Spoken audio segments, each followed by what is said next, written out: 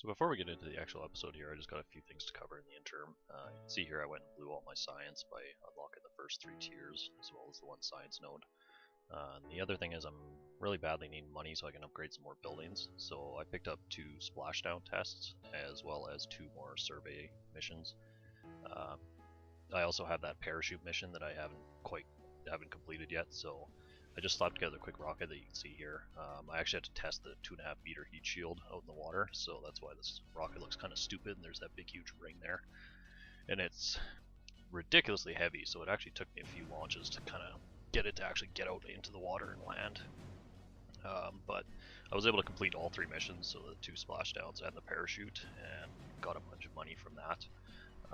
And then, as well as doing those missions, I also picked up the 2 survey missions. However, I stupidly didn't check the tracking station before I accepted them, and one of them is right near KSP, so I was able to go do it, but the other one is literally on the other side of the planet, so I'm going to hold off on that one because it's going to take kind of a special craft to get out there, so I'll probably do it in an episode. But before I launched, I actually went in and made a few tweaks to the plane that we were using before. See here, I just basically straightened the landing gear, so it's actually sitting flat on the runway now, as well as I removed the angle of incidence on the front canard and put angle of incidence on the 2 rear wings in a slight pitch up position to try and get it to hold its nose up a little better. The other thing, because I'm not trying to jump up to any altitudes, I actually went and drained all the fuel tanks in the center there.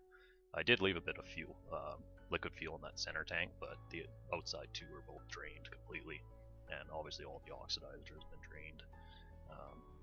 So I cut out most of the footage of the flight because it was nighttime and boring and long and whatever, but after I took the surveys I was over the highlands, and I greedily decided I should try and land there to get all the science. However, it's nighttime and the highlands are hills, so even with the Purple Engineer readouts of the altitude to train, I had a real heck of a time trying to land because I couldn't see anything when the hills were coming up. This was one of the failed attempts where I actually got down, but then the wheels buckled while I was trying to brake. And then this was the call it a successful landing. All the science survived and Jeb survived, but we definitely lost some parts. But after about 10 tries trying to land in those hills, this was good enough for me. I had everything I needed, people and science, so I didn't really care. So that's about all you missed. I didn't really do much else, so we will now get on with the actual episode of trying to get to orbit. Hello there, and welcome back for episode 3 of Let's Play, where we are going to do a sub-orbital and a orbital launch, for better or worse. Now before we do that, I want to do a couple things. One, you can see we have almost, well, over 400 grand, so I want to upgrade some more buildings. And the first one I'm going to definitely do is this astronaut complex. This is going to give us the ability to do EVAs in flight, which is useful, and on top of that it also gives us flags, and I'd really like to get some flags down on the ends of the runways for markers so that I can see where KSP is when it's in the dark. So we're going to go ahead and build a pretty standard single stage rocket. It's just going to be, I've got 2 T400 tanks on there right now, but I'll drop it down later in the vid. You should only need about 3 T200 tanks, and that should be plenty to get you up into a suborbital. And then I'm using the swivel engine. You could use the Reliant because we do have controllable wings now, so you don't necessarily need the gimbal quite as much. However, I still like the gimbal. I find it really helps, so I'm just going to keep using the swivel. And then I've slapped a couple hammers on the side that'll just kick us off the pad, and then we'll ditch. And that's pretty much it. It's a pretty standard single stage setup. And now I will kind of explain things about it. Alrighty, so this is, I think I'm going to run with this. Do our first test of sub-orbital. I did have 2 of these tanks on there initially, but I backed it off one. I don't think we're actually going to need that much fuel. So we'll try it this way, we'll see what happens. Now you'll notice I don't have a decoupler up here at the command pod. If you want to make it a lot easier on yourself, you can just decouple the engine and be done with it once you after you burn it out. However, I'm going to actually try to recover it because I don't like to make waste. Generally speaking, and I mean on some of these early stuff you can get away with aggressive on that front. So I've done three of the main parachutes, and I also have a drogue chute. I'm hoping all of those 4 will be enough to slow it down. Now, the other problem I'm going to have with taking this entire thing up and trying to actually bring it back down is, even if I go into re-entry with my ass first, it's pretty likely that this thing's going to flip around on me. However, we should only be going about 1,000 meters a second, so even if it flips, all the parts and everything on it should survive the heat. Like, the heat won't be enough to burn anything off. And because I'm going to have 4 controllable wings, once I get through the fire, I'll actually be able to pitch really hard at the horizon and actually pull out of the bank, because we're obviously not going to bleed nearly as much speed off if we go in nose first and be really aerodynamic. However, we should be good to test launch. I got all my staging set. And this is going to be a little bit backwards. Technically, I already have the science from space. Because the launch you're going to see after this launch is actually the launch that I did first. But it was kind of a really goofy launch, so I didn't think it was the best representation of, like, this is how you get to suborbit. So I'm gonna edit it so that this one's first. So I'm not actually, well, I might still run the science experiments just to see if there's anything left up there, but I did collect the science from space already in the next launch. Now that said, we're gonna go ahead and launch this guy. We're gonna call it the Flea Junior, because the next craft is called the Flea, and I think this will take its place afterwards. Alrighty, so to do a suborbital launch, now I do have readouts here, but I'm gonna pretend that they're not there, so I'm just gonna do it kind of like you would normally if you didn't have all those readouts.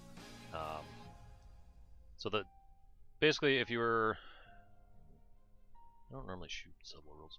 If you're doing an orbital, you'd want to be essentially when you do any launch where you want to space, you want to go on an angle. Obviously, like, you want to slowly curve, go sideways. You don't want to just go straight up. So when you're doing orbitals, typically you want to be at a 45 around 20k altitude. However, because we're just doing a suborbital, I'm not going to be that aggressive. We're going to try and, well, be way less aggressive, because essentially all we're trying to do is just like stick our nose up into space, and then whatever fuel we have left, we'll just burn at the apoaps to kind of flatten us out for re-entry.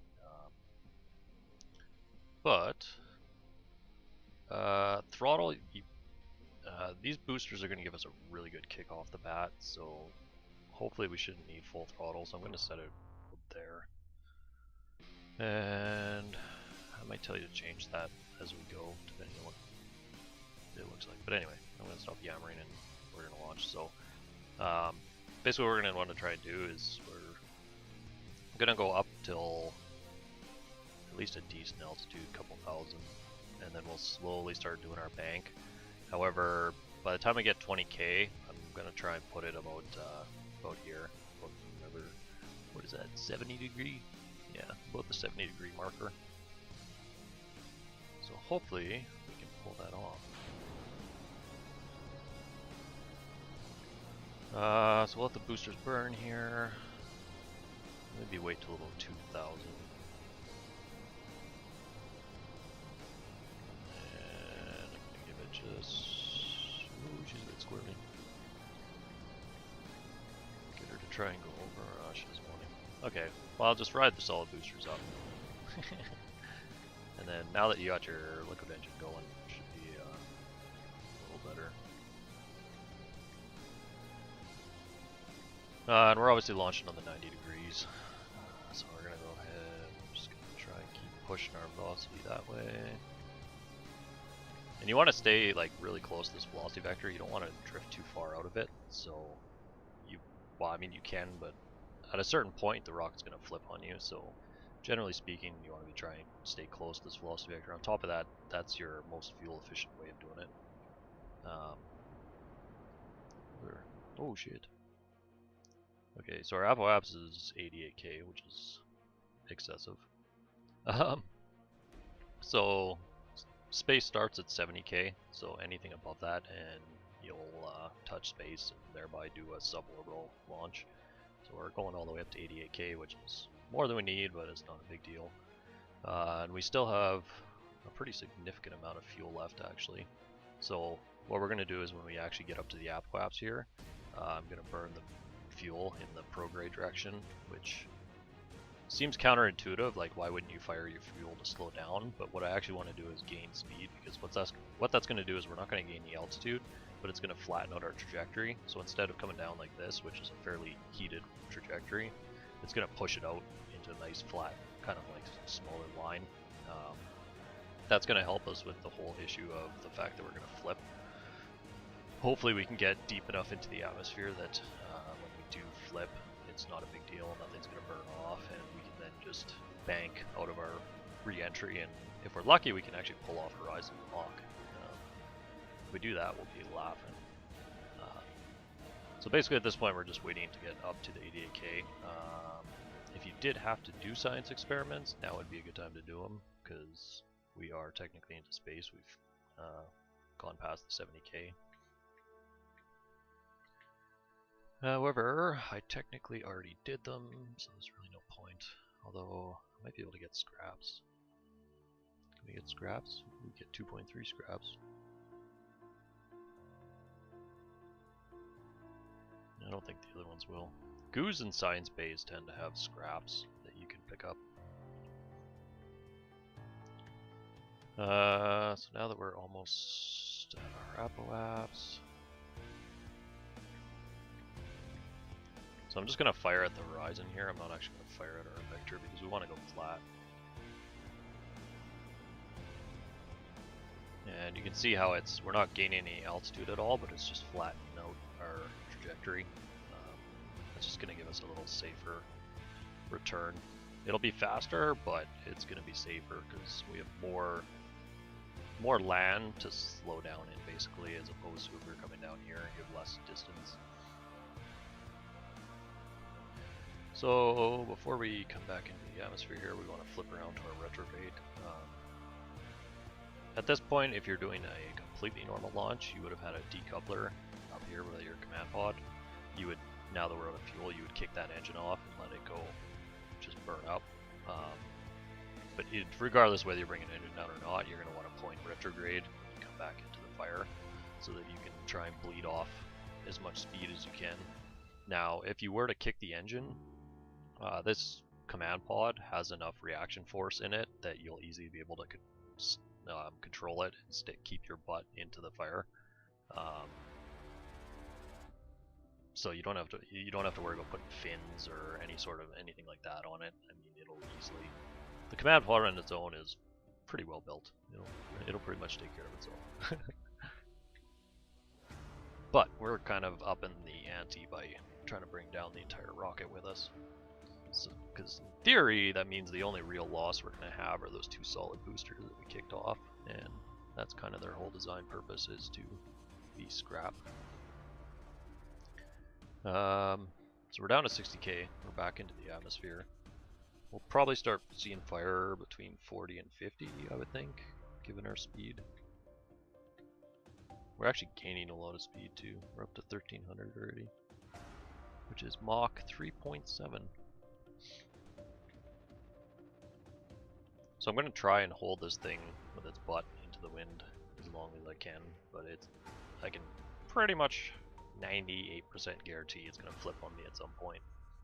And once it does that, what we're actually going to try and do is, all I'm going to try and do is bank into a horizon lock. Yeah, see, I'm already starting to lose it.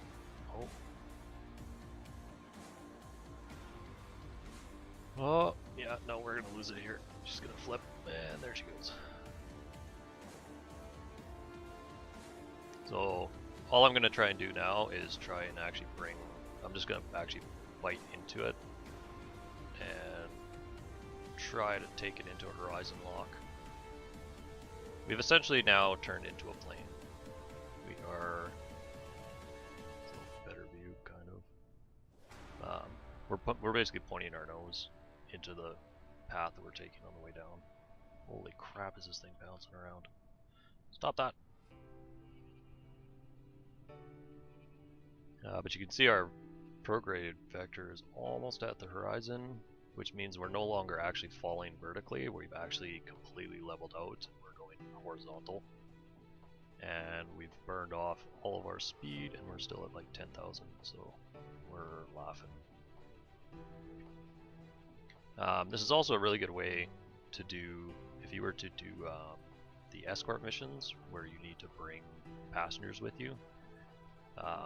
Because you need to bring a command pod with you, if you put wings on that command pod, that'll help when you come back down. If it flips, you'll be able to essentially kind of fly it like a plane. I should probably pull my parachutes here.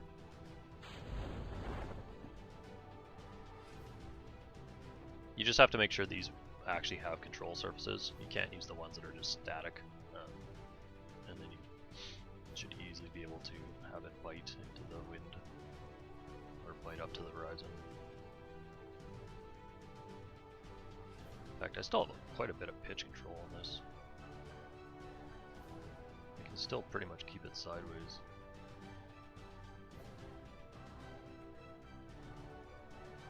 And the beautiful moon in the background.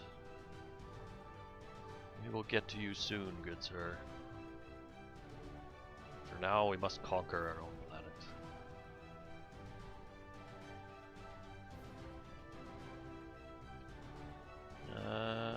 So yeah, so that's basically how you do a suborbital. So it's really good. I mean, it's trial and error. This whole game is trial and error, but there's at least a kind of a base that you can kind of work off of. I'm actually going to turn SAS off here, just so that the parachutes actually it'll just naturally fall on its own. But yeah, you just want to try not to turn too fast. Like, you want to kind of go straight up for a bit and then start doing your turn, and then you don't want to just be popping open the map screen to watch your apoaps. Once it's above 70k, you've got into space. And at that point, you should probably just cut your engines and burn off the rest of your fuel to apoaps. Just make sure you burn it prograde. Don't do the rookie mistake and burn it retrograde, because if you do burn it retrograde and drop straight down, it can end really badly for you, because you won't bleed off enough speed, and you'll be going too fast to pull your parachutes and just slam it to the ground. So you're much better off burning it to your prograde. But yeah, we are landed, so we are going to recover this sucker. And now we will probably cut to building that really goofy rocket that would explain where the mysterious 110,000 Schmolians came from, because it's actually the next mission we're about to do. Yeah, and the other thing we're going to do is I have a couple more tests to do on launch sites, but they're only worth 6 grand now, and we're kind of past that point where 6 grand's really useful. So I'm not going to bother picking those up, but I am going to pick up this radial decoupler one, because it's just altitude and the speed can be literally almost anything. So I'll probably just slap one of these on the side of the rocket so we can do the test while we're at it. The other one I'm going to grab is this radial chute, because I'm pretty sure we'll be able to do that one pretty easily, and stupidly, but just because I think it'll be kind of fun, I'm going to pick up this Aquamax one. However, I have a trick or idea, I think, for how I'm going to do this, just so that I can basically carry it up there, but I'm not actually really using it for my rocket at all. It'll just spice things up, and it'll add a lot more money. Yeah, we're going to get 30 grand from that, another 55 there, so that's 85, and then another 20 something, so we should get about 100 grand for doing this suborbital, if not more. So let's go build a rocket.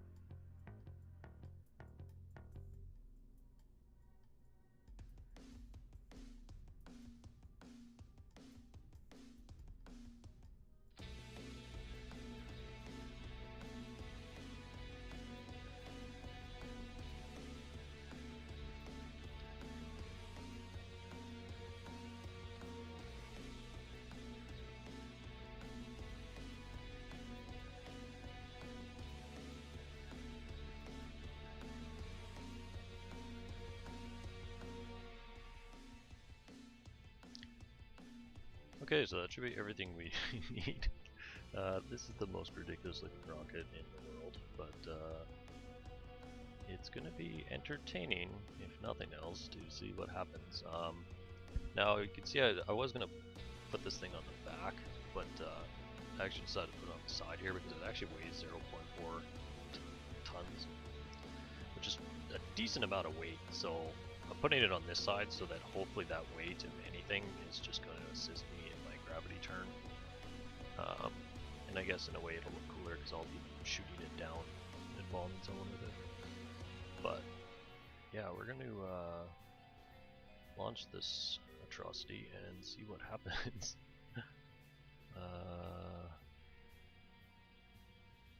Sub-hop.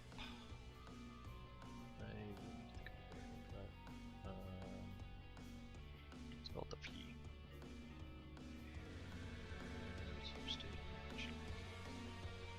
I have no idea what I'm going to have the throttle at here. In fact, I have pretty much no idea what's going to happen here. It's going to be really interesting. So we're just going to launch and see. Oh yeah, that thing's pulling me way over. Well, congratulations, Jeb. You're now a cowboy because this is a fucking Bronco. Oh, can we salvage it? I do have an excessive amount of delta V, so actually if I can get off this booster stage, maybe the engine will be better.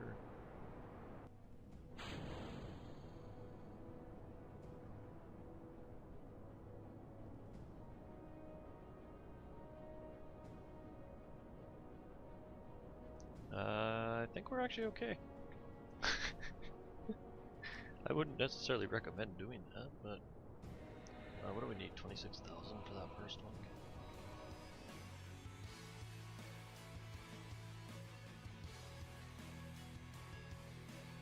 We went really flat to this launch.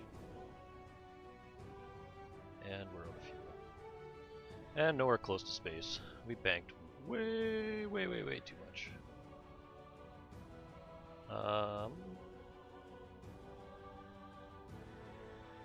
Got that one mission though. Cool, I don't even have to actually shoot it off. It just has to be there. That's fun. Anyway, let's revert this.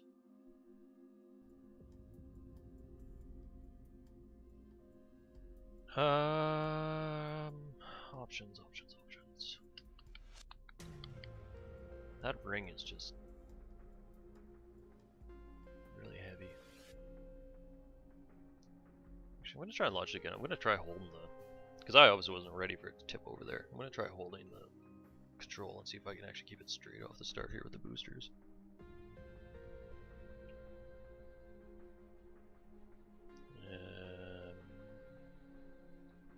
Yeah, here's the hoping. Oh, stay up.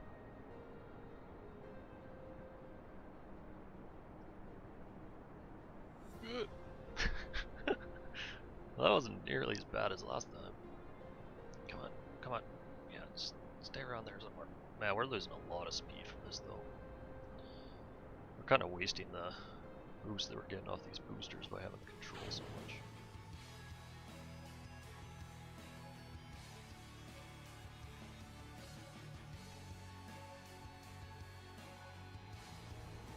We could,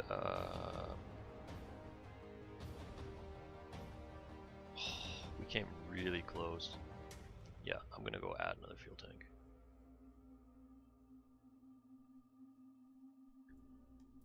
Turns out, I never should have ditched that one.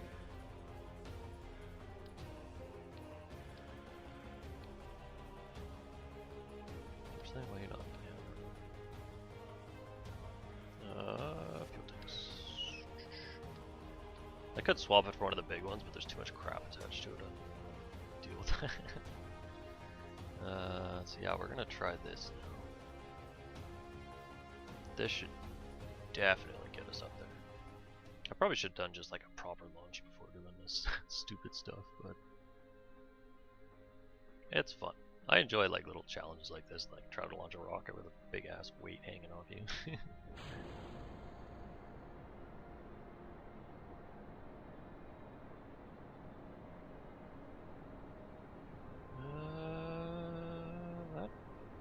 wanted considerably better. Surprisingly, it actually didn't tip as far because I had an extra tank with it.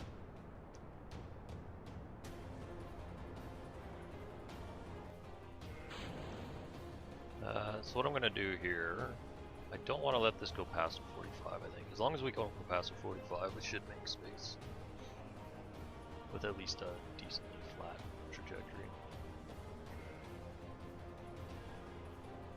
I guess our angle a little bit. What are we at? 10k. You're going way too fast.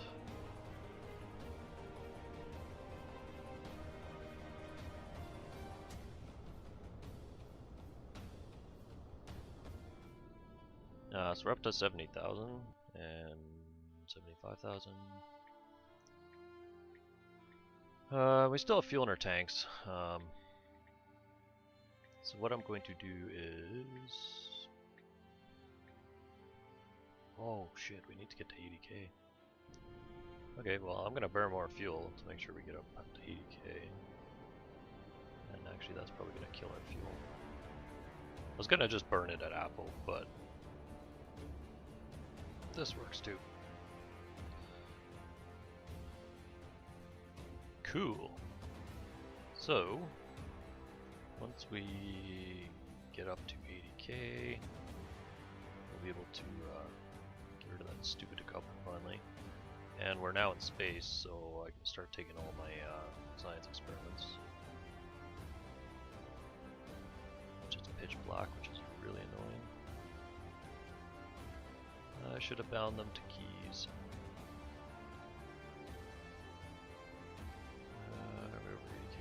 Did I bearing? I don't think I brought up my barometer. Sweet. So we got both those. So let's get rid of that. Get rid of that stupid decoupler. And we're gonna flip this guy around. And hopefully before we come down here, give you a job. EV airport. Get back on board. So did the goo, did the crew, did the temperature. Now do I have a barometer? I really don't think I brought a barometer. Oh! Yes, I did.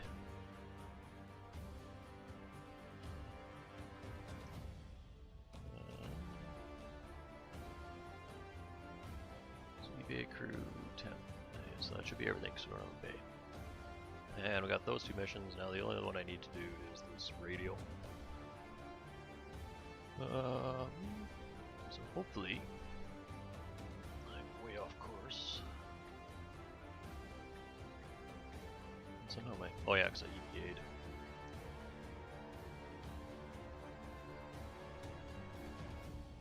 So with any luck here, we're going to come back down and we will be, once we get into these requirements for the radial chute, we'll pull the radial chute and then our chutes, and then hopefully all of it comes down, because I'm still carrying 4 fuel tanks and an engine, which is actually quite a bit of mass.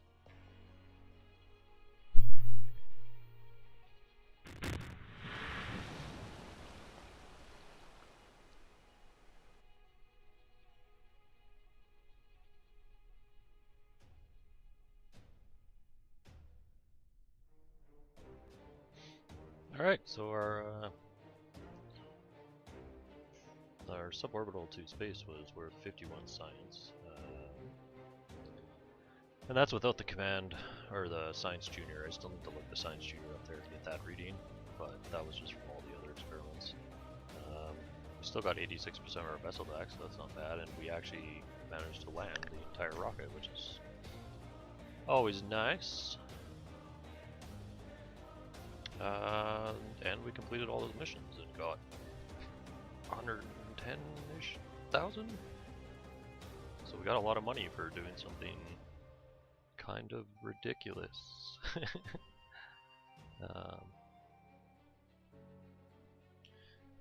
Alrighty, so I think once I edit this up, it's probably going to be sitting around that 30-minute mark anyway.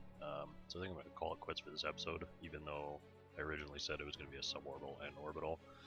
By doing 2 suborbital launches, it kind of ran long, so we will just call this episode a suborbital episode, and there's kind of 2 examples of a normal way to do it and kind of a crazy way to do it.